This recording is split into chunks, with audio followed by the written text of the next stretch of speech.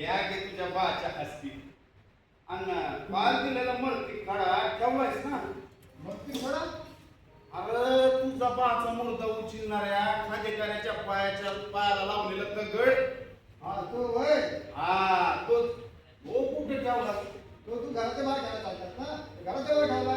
हा हस्ती त्याच्या बाजूला बांधून ठेवायच्या. होय ठेवतो ना ठेवतो. हस्ती मरती खडा घरात ठेवायचा नाही. होय त्याला तूच पाहिजे राहायचं. पाजायचं म्हणजे काय असतं रे भाऊ? माणूस मेला का त्याला सर्गाचा या त्याला दिसला. मग तो त्या 13 दिवसात तू कशी असतो ना, म्हणून त्याच्या हस्तीवर मरती खड्यावर थोडं थोडं दूध सोडायचं 13 दिवस.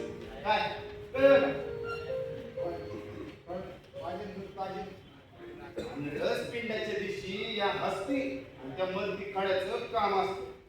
12वं आणि 13वं एकाच दिवशी करायचं असेल तर ते येतं पाय शनिवारी, नाहीतर 13वं येतं. कल्लू तू आता घरला जा आणि घरच्यांना जाऊन विचार तेरावा कवा करायचं ते. आणि तुमचं एकदा ठरलं की येऊन तुला मला कळेल. ठीक आहे येतो मग मी. मेरिया चाय घेणार का? हे रे नका नका. का की अरे नका बाबा, ते गिरगीची हातची चाय लय गोड असते. अरे माणसापरी माशात ज्यादा पिकेल. अरे त्या दिवशी इंदरनं खोटं सांगितलं. केव्हा? इंदरचं नाव घेतलं आणि इंदर हाजीर. काय म्हणती शाळा? शाळा काय म्हणणार आहे लय मजा येते शाळेत. आता ती माप तुकडी जोशीबाई मला निशिला जवळ बसून शिकवते. असं का? मग योपानं सांगितलं ना तुला पोरांना मारायचं नाही ध्यान देऊन शिकवायचं.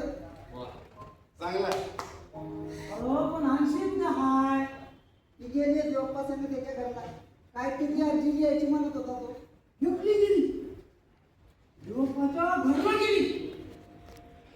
कमाल झाली त्या देवप्पा ग्रामसेवकाची. अरे तुला अरे आणशीला असं एकलीला पाठवून नका पर तुमच्या संग पदर आला या तिला. हा अरे काय बघतोय आम्ही देवप्पान आणशीला डब्बल शिकार घेतली या. वा वा चांगली चालली आहे तुमची समाजसेवा. चालू द्या चालू द्या. आता गावात जाऊन सगळ्यांना सांगतो, सरपंचाला सांगतो डब्बल सेवा. चालू द्या चालू द्या डब्बल सेवा. येतो रे तुळप्पा डब्बल सेवा. 80 आंब्याच्या चक्रावर तुझ्या नावाचं दंड पेटी बंडारी तुझी शाळा. व्हायच्या जातीला काय करायचं शाळा शिकवून? तुळप्पा हे काय करतोस? हे बघ, प्रत्येकाला लिहिता वाचता आलं पाहिजे आणि गांधी नेहरूंचं स्वप्न आपण पूर्ण केलं पाहिजे. देशाचं चपान पुरं करताना पोटाचा खटा कसा भरायचा? तुमच्या वाणी पोटात कशाला ठिकाण ढकलून? बाप, मी उद्यापासून शाळेत जाणार. अगं तू शंकराचा नाच शिक, तांडवणार. अगं तू बोले ना तर दिशेवरती गेली तर तुझा संसार सुखाचा होईल. तू सुखाची राशील. मला नाच नाही शिकायचा. त्या इंदरला शिकव. मला अभिनय शिकायचं पुन्हा. अरे लेका हो, तुम्ही देवाचा नाच नाही नाचलात तर तुम्हाला रगत किती होईल, रगत किती. हे तुळप्पा, हे बघ, त्यांना नाही शिकायचं आहे तर नको शिकू देऊ नका. असं कसं? आमचं पोट भरायचं धंदा आहे त्यो. चांगला धंदा आहे. मेलेल्या माणसाच्या पोटावरील पिंड खाऊन स्वतःचं पोट भरणं हा तुमचा धंदा. गावच्या भलाईचा धंदा आहे त्यो. पुण्याचं काम आहे. हे कसली भलाई आणि कसली पुण्याई. माणूस मेला का त्याच्या माड्यावर पिंड ठेवलं का त्याचा आत्मा गावाला त्रास देत नाही. कसला आत्मा, कसली मुक्ती. हे बघ, खोटं आहे हे सगळं. या सगळ्या वेड्या चालीरीती आहेत. बाप साध्यापासनं चालत आलेल्या चालीरीती येण्या आणि तू तेवढं शान वय रे. मला सांग तुळप्पा, माणसाचा मेंदू कुठं असतो? माणसाच्या डोक्यात या इथं डोसक्याच्या खोपडीत. आणि माणसाला आठवण कुठून येते मेंदूतून. आणि माणसाला विचार कुठून येतात? मेंदूतून. म्हणजे बघा, माणसाला विचार, भावना, वासना हे सारं काही मेंदूतूनच येतं. मेंदू माणसाच्या डोक्याच्या कोपरीत असतो. पण एकदा का माणूस मेला, जळाला की त्याच्यासोबत त्याचा मेंदूही जाळला जातो. मग तुम्ही हे जे आत्मा आत्मा म्हणता ना, हे सगळं तुमच्या कल्पनेनं बसवतं. हो, एकदा का माणूस मेला, जळाला की शिल्लक राहते ती फक्त राख. आणि मग एक दिवस तीही उडून जाते. वय वय अक्षी खरं आहे तुला पाय. वय खरंय. तुझं म्हणणं बी खरं असं, पण आम्हाला पोटासाठी सारं काय करावं लागतंय र. आणि हे सारं काही म्हणजे काय रे? मेलेल्या माणसाच्या मळ्यावरील पिंड खाऊन पोट भरून ना. बाप दाद्यापासून हे काम आमच्याकडे चालत आलंय. हे तुम्ही चालू ठेवलं म्हणून ते चालत आलं. पण इंदर आणि शेती हे वडिलोपार्जित काम तुम्ही करायचं. हे बघ तुळप्पा, ऐक माझं, हे काम बंद झालं पाहिजे. हे काम बंद झालं पाहिजे. बियप्पा, हे काम बंद केलं तर राहायचं कुठं, कायचं काय? बियप्पा, हे गाव आडपिंडी करायचं, ही जागा त्यांची, हे स्मशान त्यांचं, ते आमचं मायबाप, आमचा हातपाय त्यांच्या इशाऱ्यावर हालतात. गरिबांसाठी कोण नसतं रे दादा, कोण नसतं. मला सांग तुला, तू किती दिवसापासून इथं राहा? दिवस, हो दिवस काय विचारता. आमच्या 17 पिढ्या या संशोधन जळून राग झाल्या आणि ही 18वी पिढी. तर मग ऐक आता, ही 18वी पिढी यानंतर इथे राहणार नाही. हो, मी तुम्हाला सरकारकडून घर बांधून देतो, पण हे वडिलोपार्जित काम हे करणार नाही. तुम्ही इथं राहणार नाही. हे काम बंद झालंच पाहिजे. हे काम बंद झालं पाहिजे. हे काम बंद झालं तर खायचं काय, राहायचं कुठं? अरे तुळप्पा, यासाठी मी तुम्हाला सरकारकडून जागा मिळवून देतो, शेती मिळवून देतो, नदी काठची. नदी काठची जागा म्हणजे गावचीच जागा आहे किती. हो, भले शबास. म्हणजे आम्ही गावच्या जागेवर कब्जा घातला का गाववाल्यांना आम्हाला मारून टाकायला मोकळी गावली की मग. अरे तुळप्पा, अरे कुणाची हिंमत आहे तुम्हाला शब्द तरी बोलण्याची? म्हणजे तू आमचं रक्षण करणार? रक्षण नाही, संरक्षण. तसं तुमचं संरक्षण करण्याची घटनात्मक जबाबदारी सरकारची आहे. तुमचं कुणीही काहीही वाकड करू शकणार नाही. जागा गावल्यावर घर उभं करायला खर्च येईल. मी तुम्हाला सरकारकडनं घर सुद्धा बांधून देईन. मग आपण जायचं तिथं राहायला. भले शबास. जमीन गावली, घर गावलं, तिथं राहायला गेलो. पण तिथं राहायला गेल्यावर खायचं काय? माती, झाडाचा पाला का लाकडं? पाणी बी फुकट मिळालं म्हण पियाला. अरे तुळप्पा, हे बघ, तुम्हाला शेती करायला जमीन मिळते. नदीच्या पाण्यावर तुम्ही डबल पीक काढता. फळभाज्या, फुलभाज्या, भाजीपाला.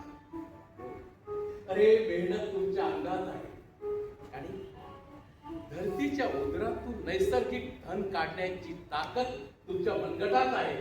तुम्ही तिथं गेल्यावर सुखी व्हा. मग इथं तरी कुठं आम्ही दुःखात आहोत.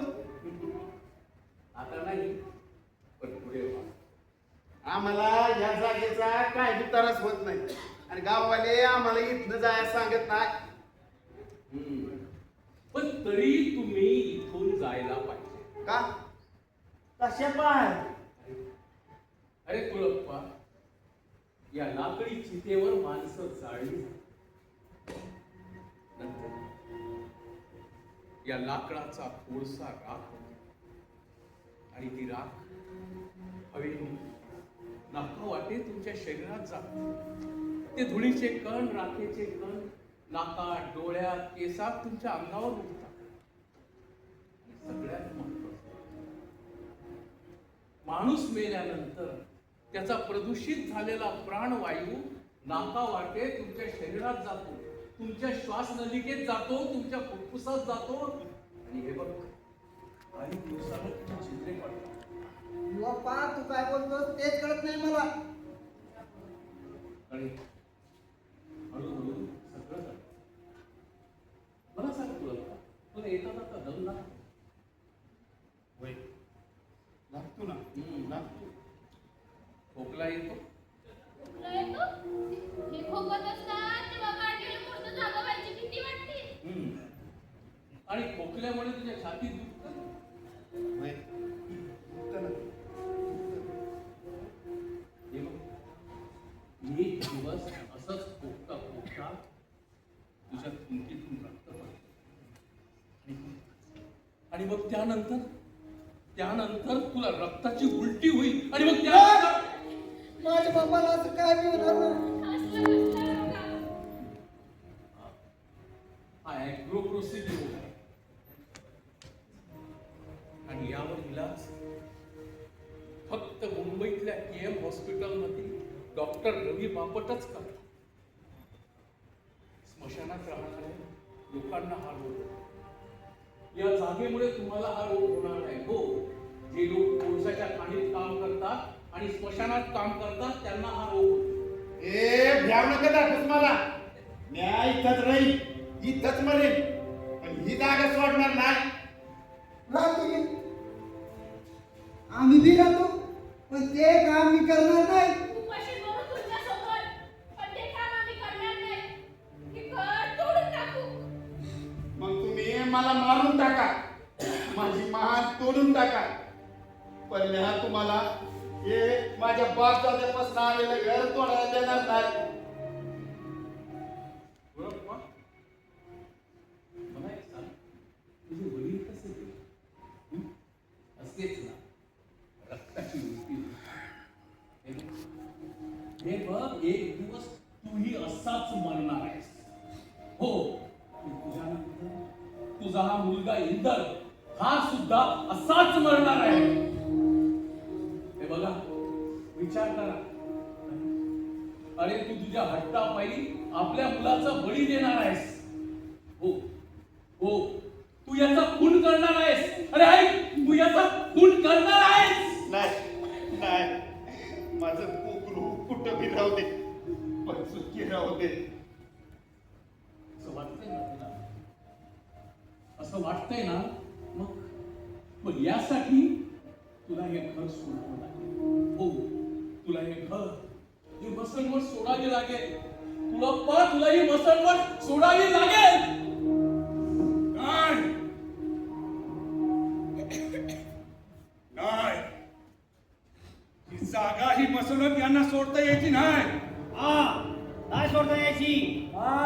यांना नाही सोडता यायची. का नाही सोडता यायची? कारण हा गावकीचा प्रश्न हाय आणि तुळ्या पंधरू आमचा मसल दोघे हाय. पंधरू अण्णा ग्रांड पंधरूचा वंशज, या संस्थानातच त्याचा जन्म झालाय. या तुळाप्पा पंधरू अण्णा ग्रांड पंधरूचा. बरोबर आहे ना? होय, बरोबर आहे सरकार, बरोबर आहे.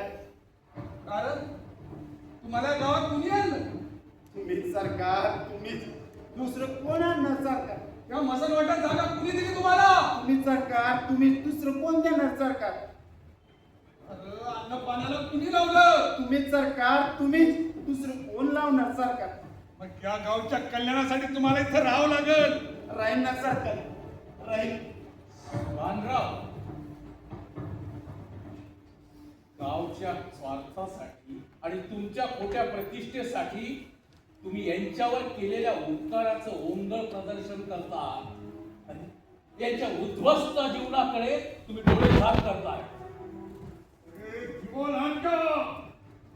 अजून लई लहान आहेस, मोठं व्हायला बघू नकस, स्वतःला लई शाना समजू नकस.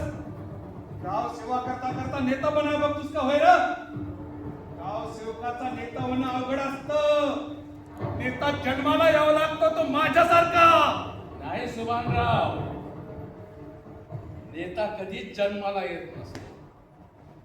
तर तुमच्यासारखी स्वार्थी लोक स्वतःच्या स्वार्थासाठी नेत्याला जन्माला घालतात. खुर्ची टिकवण्याची अक्कल तुम्ही त्यांना देता. खुर्ची टिकवण्याआधी बोलायचं वेगळं आणि मग खुर्ची मिळाल्यानंतर बोलायचं वेगळं. हे सगळं तुम्ही त्यांना शिकवता. आता कसं अगदी बरोबर बोललास. पावसाळ्यात कधी डोक्यावर छत्री दिसायची नाही तुझ्या. हमेशा प्लास्टिकची थैली असायची. बरोबर ना? बरोबर, अगदी बरोबर. लहानपणीच आई वडील नसलेला अनाथ स्वतःच्या मेहनतीनं कष्टानं शिकून मोठा झाला आणि डिग्र्या घेतल्या. त्या प्लॅस्टिकच्या थैलीत असायच्या. मी घेतलेल्या डिग्री डोळ्यातून उघडणारे अश्रू लोकांना दिसू नये म्हणून पावसात हिंडत होतो. अंगात डिग्री ताप असताना देखील डोक्यावर डिग्रीचं ओझं घेऊन हिंडत होतो नोकरीसाठी. पण नोकरी गावली. मला दे आली तुझी. मी बनवला तुला ग्रामसेवक. आणलं माझ्या या गावात, या अडकिंडी गावात. तर तू माझ्या विरुद्ध षडयंत्र रचायला लागलास. वा रे भस्मासुरा वा. मी जन्माला घातलेल्या भस्मासुरा तू माझ्या डोक्यावर हात ठेवायला निघालास.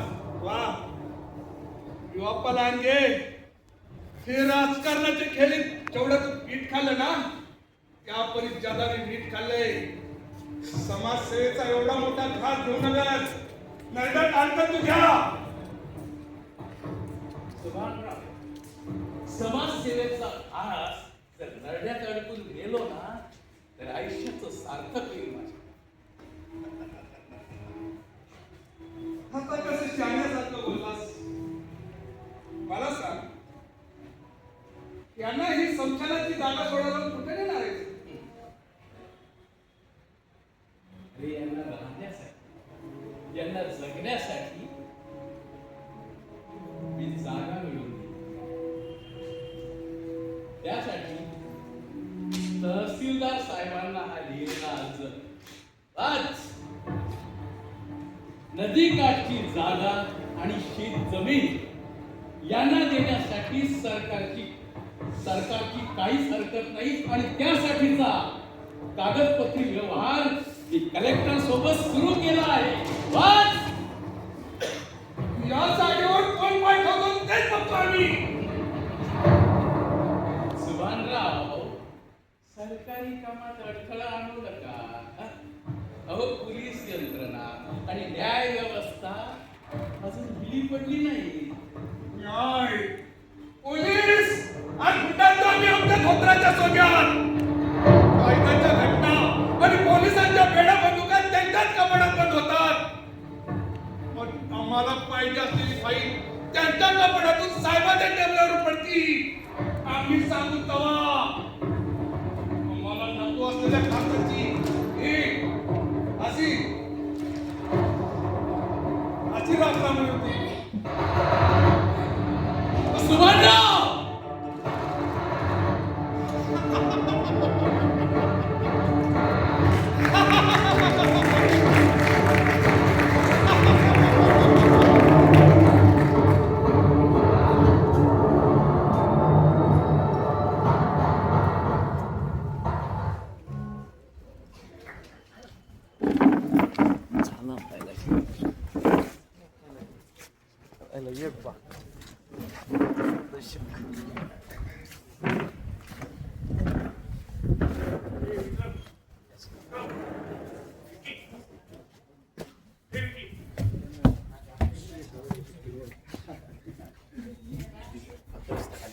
परीक्षा देते.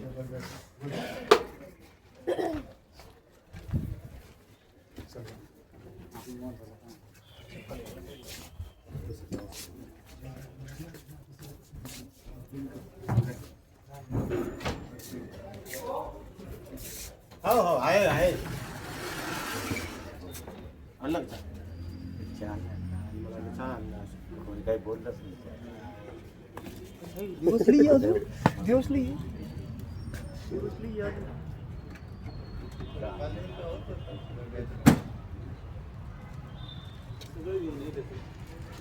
बोला वाल्मिक दादा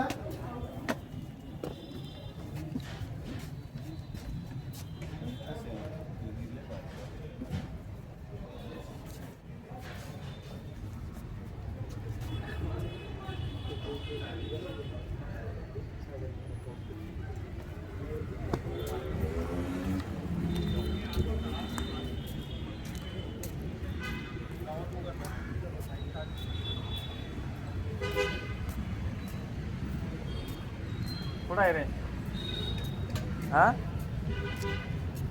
नाही ना मग कसं काय हां बर